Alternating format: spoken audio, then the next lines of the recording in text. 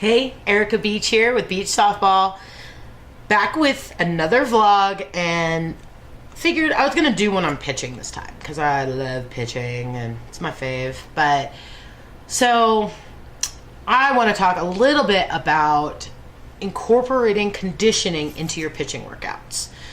So often, and this is something that I've fallen victim to as a coach, you can get into a little bit of a rut when working with your pitchers, and it's you just sometimes it's just easier to just send them to the bullpen, throw some pitches. Okay, I want you to throw 100 pitches or whatever, 10 of each pitch, and get your butts back here and ready for defense. Or you don't have a staff big enough to be able to dedicate someone to be in the bullpen watching your staff full time. Or sometimes you just run out of ideas. Sometimes you just literally you don't even know what to have them do. Or, just little things like that. And one of my favorite quotes I've said. So I did a speech in Nashville back in 2009 and at the NFCA National Convention. And one of my quotes, and I still laugh at it because it's so me, is that I was like, you know what, your pitchers and catchers, your pitchers need to be like the most in shape person on the team. And me, I'm not a little pixie here, right? And so I'm sitting on the stage and I'm like, lucky for me, round is a shape. And so the whole, gallery started laughing. I'm cracking up at myself because I'm a dork, and you'll get to know that, trust me. But to be honest, I developed as a pitcher fairly quickly and really worked hard at it. But one of my least favorite things, I was a chubby kid, I was overweight and like glasses, and I was a hot mess back in the day. And I've always been a big girl. I've always disliked conditioning, and I just didn't. Oh, I hated it. I did it. I didn't complain, but I was usually last. I was slow. And so I never, dedicated myself to getting after it and really, unless someone was forcing me. And then that's just all honesty of, I wish I would have had more initiative there as a younger athlete. My dad was amazing at sent me to NFL trainers. And he just went above and beyond to get me in this best of shape as I could be in, especially in my high school years. He really helped me reach another level because I probably wouldn't have done it on my own. And so you might have some of those athletes on your team. You might have younger Erica Beaches back in the day. But once I got to college, the first meeting with my coach was about how scared I was about the conditioning. And I knew college conditioning is a real deal. It is not for the faint of heart. And she's like, just finish everything. Just finish. Doesn't matter how fast you finish, but just finish. And you're going to do this. You're going to be able to do this. And so my coach gave me the confidence just to go try. And so, yeah, I got my butt whooped.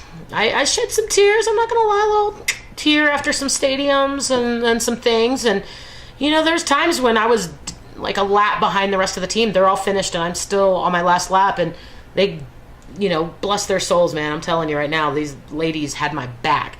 But they jog around and finish the lap with me after they finish a whole conditioning session. And I had great support. But it wasn't until really my junior year, really going into my senior year, that I just was fed up with being average there. And I wanted my senior year to just be amazing. And so my entire fall of my senior year, I did an hour of cardio every single day, extra, beyond the team conditioning, which was 6 days a week, Monday through Saturday, beyond the weight training and conditioning, beyond practices and everything else you balance as a student athlete. But an hour every single day extra. I did extra on my own. I did extra in my apartment. I just did extra. I just realized how important it is. And I probably have never thrown as good as I did that season. I've never felt as fit, and I mean, it was amazing. I mean, my cardio, I could just pitch and pitch and pitch. And unfortunately, this is a long diatribe here, sorry about that. But going into my senior year, yay, training. And then hell week of January, going in a couple weeks before season starts, we're doing 2-a-days, and fielded a bunt, turned to throw to second, and felt like all my pitching shoulder just pop and lock, right? And insane pain. But the other pitchers on the team had to have surgery during the off season, during Christmas break. So we had pitchers, or in the fall, I think, too. And so we had pitchers who were either like fresh out of surgery or like just rehabbing and weren't throwing full at all. So I was the only pitcher on the team left that was like cleared to like throw pitches. And so I had to pitch like pretty much every game, not every game, but pretty close that year with a torn labrum and, well, now I know, but torn labrum and partially torn rotator cuff. And that was really rough. But the conditioning is what saved my butt. Let me tell you right now, because if I hadn't worked my butt off, conditioning, sprinting, distance, there's no way I could have done what I did. And so back to the point of this video is conditioning your pitchers. So something that you can do as a coach to get your pitchers to, one, hopefully freshen up your workouts, two, gradually build them into better shape, and especially cardiovascular. As a pitcher, you want your pitchers to be able to throw more innings more often. If your game goes extra innings, do you want the pitcher who is still as strong as she was in the second inning in the eighth, or do you want a pitcher who's like fizzling out, right? So a lot of that is about cardiovascular health and endurance. And so my pitching workouts, some will have more endurance-based things, some will have more explosive-based things, because both of those really help pitching. And so one of my favorite things to do with pitchers is circuit training, is creating circuits in the bullpen. This is a really good drill to do if you have pitchers. You might have more pitchers than catchers. That happens a lot, right?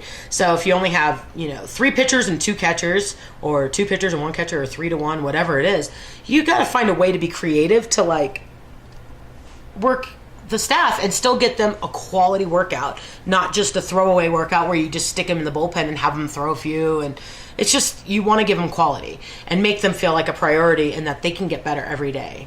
And so what we do is we're just going to use a scenario where we have even 3 pitchers and 2 catchers, okay? So we even have lopsided.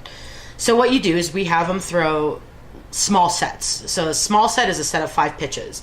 Now, if you have a beginning pitcher, she's going to throw fastballs, maybe just locations, like 4 corner locations, and then a changeup. So if you have a beginning pitcher, that's the goal, right? You want them to be able to hit corners. And if they're not ready for 4 corners, maybe it's 2 corners, just inside and outside fastballs and a changeup. If they don't have a changeup, then it's just fastballs and you're just trying to hit corners.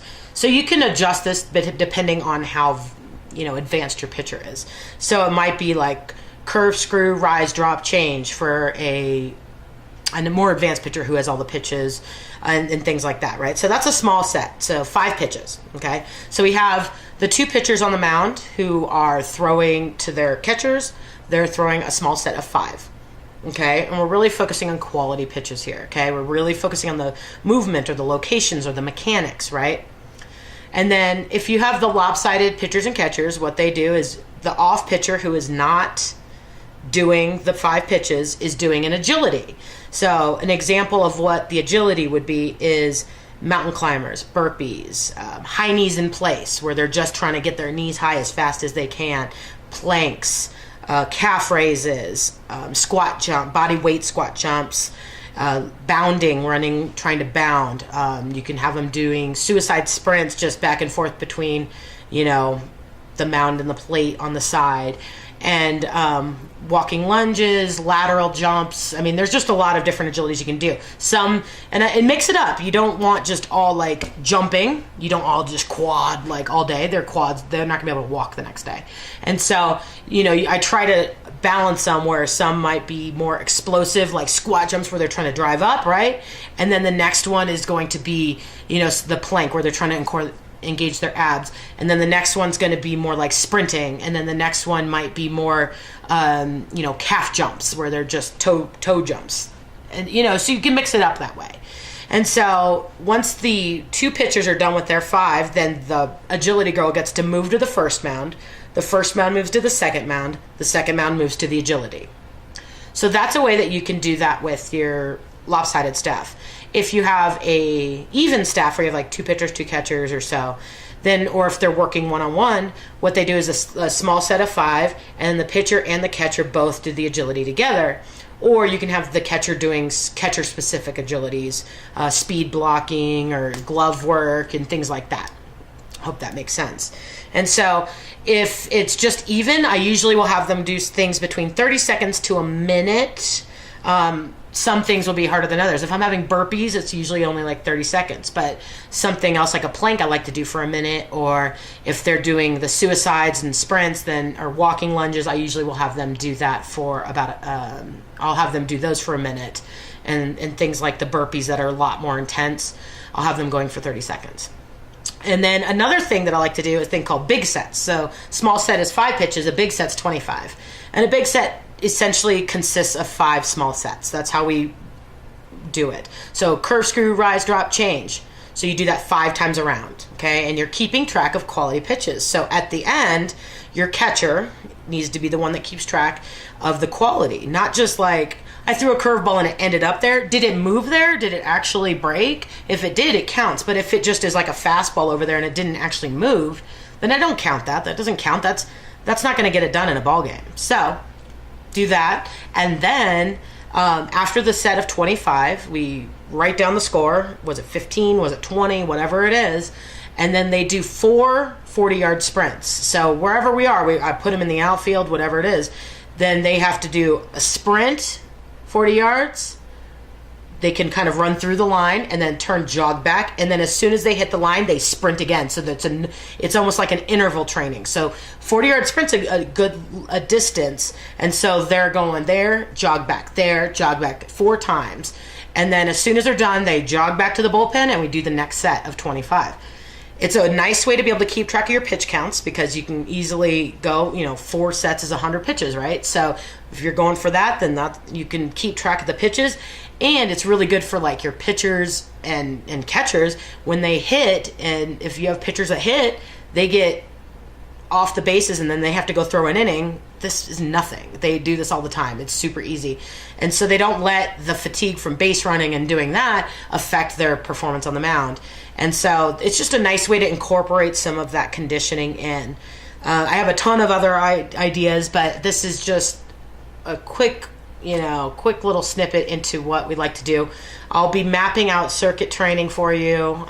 So stay tuned for that, but just wanted to get that down for you. Conditioning your pitchers, and have a good one, guys.